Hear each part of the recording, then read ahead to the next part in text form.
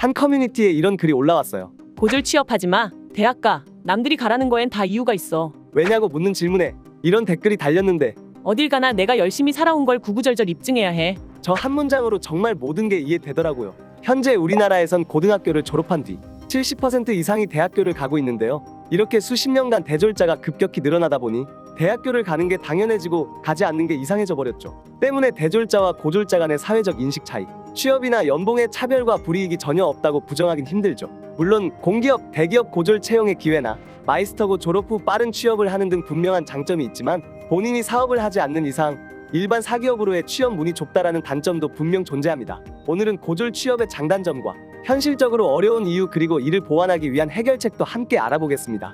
중위권에서 상위권으로 가는 전략 456 스튜디오 1. 고졸 취업 장점. 고졸 취업의 첫 번째 장점은 일찍 사회생활을 시작한 만큼 돈을 빨리 모을 수 있다는 것입니다. 대학을 가고 싶었음에도 가지 못한 경우라면 모르겠지만 대부분의 고졸 취업자는 대학교가 필요 없다고 판단해 일찍 취업하는 경우가 많습니다. 대학교에 쓰는 돈과 시간이 아깝다고 결론을 내린 거죠.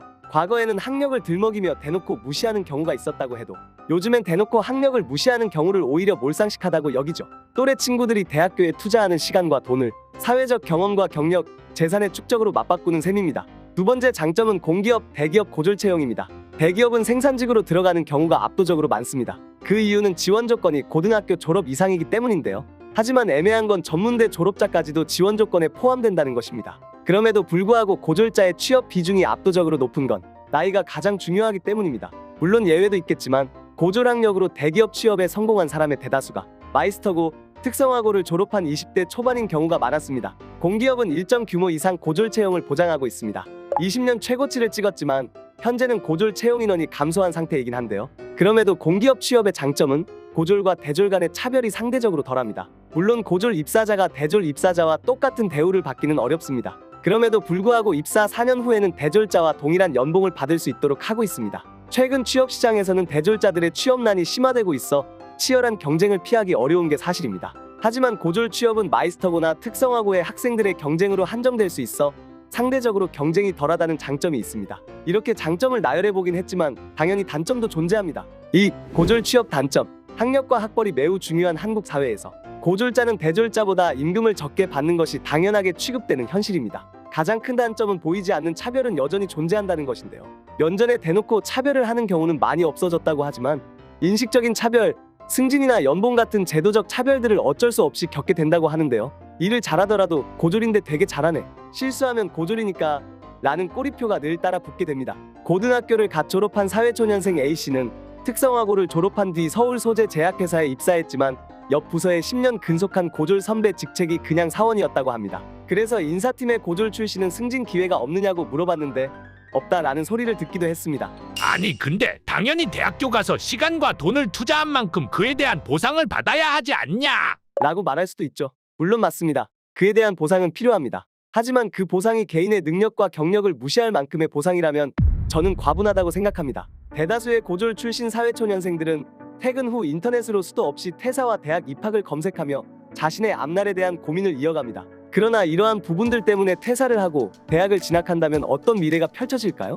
원하는 대로 좋은 대학, 좋은 학과에 입학하여 좋은 성적으로 졸업하고 좋은 곳에 취업을 할 수 있을까요? 고졸 학력으로 취업하여 근무를 이어나가고 있는 직장인들은 현실적인 생각을 하게 되죠. 퇴사하고 대학을 진학하는 것보다 현재의 직장에서 경력을 쌓아나가는 것이 리스크가 더 적다라고 말입니다. 하지만 시간이 흘러 이직을 고민하게 되는 시점에 깨닫게 됩니다. 경력이 있어도 지원할 수 있는 회사와 직무가 너무 한정적이라는 걸 말이죠. 대한민국은 학벌을 과도하게 중요시 여깁니다. 능력과는 별개로 학벌로 사람을 평가하기도 합니다. 하지만 그 명문대의 타이틀을 쥐고 있는 사람은 소수입니다. 때문에 고졸 학력으로 경력을 쌓는 길을 택했다면 최소한의 학력도 함께 갖추는 방법을 알려드리고 싶습니다. 3. 두 마리 토끼. 뒤늦게 일과 학업을 병행하고자 하지만 현실적으로 굉장히 어려운 결정입니다. 결국엔 하나를 포기해야 하기 때문입니다. 생계가 달려있는 중대한 사안이며 물리적인 시간도 허용되기 어렵습니다. 하지만 일과 학업을 함께 병행하며 두 마리 토끼를 잡는 방법이 있습니다. 바로 고등학교 졸업자라면 누구나 이용할 수 있는 평생교육제도 학점은행제입니다. 학점은행제는 온라인 과정으로 학위를 취득할 수 있는 교육제도로 사이버대학교를 생각하면 이해하기 쉽습니다. 정부 주도하에 평생교육법이 제정된 이래 교육부 산하 기관인 국가평생교육진흥원에서 주관하고 있으며 취득한 학위는 대학교 졸업과 동등한 학력으로 인정받을 수 있습니다. 제도 자체가 뒤늦게 학업을 병행하고자 하는 직장인과 만학도 대상으로 만들어졌기에 대학을 가지 않고 남들보다 일찍 취업한 고졸자에게 안성맞춤인 것입니다. 학점은행제는 온라인 수업을 통해 누적 학점을 쌓고 수업 외에도 보유한 자격증 혹은 취득한 자격증을 등록하여 학점으로 인정받을 수 있습니다. 2년제 학력은 최소 1년 150만 원 전후의 교육비, 4년제 학력은 최소 2년 250만 원 전후의 교육비로 소요기간과 비용을 대폭 절감하며 학위를 취득할 수 있다는 장점이 있습니다. 단, 이렇게 기간을 단축하여 취득할 수 있는 학위이기 때문에 학벌로서의 가치는 떨어진다는 걸 인지하고 시작하셔야 합니다. 하지만 학력을 갖춤으로써 얻을 수 있는 스펙 개선, 취업 범위 확장 등의 메리트를 고려했을 때 직장을 다니면서 병행하기에 손해가 없는 투자라는 건 명백한 사실입니다. 학점은행제 졸업 후의 현실과 후기를 자세히 알고 싶다면 상단의 추천 영상을 꼭 시청해주세요. 중위권에서 상위권으로 가는 전략 456 스튜디오. 사실 어떤 일을 하는가에 따라 고졸이라는 학력은 전혀 걸림돌이 되지 않을 수도 있습니다.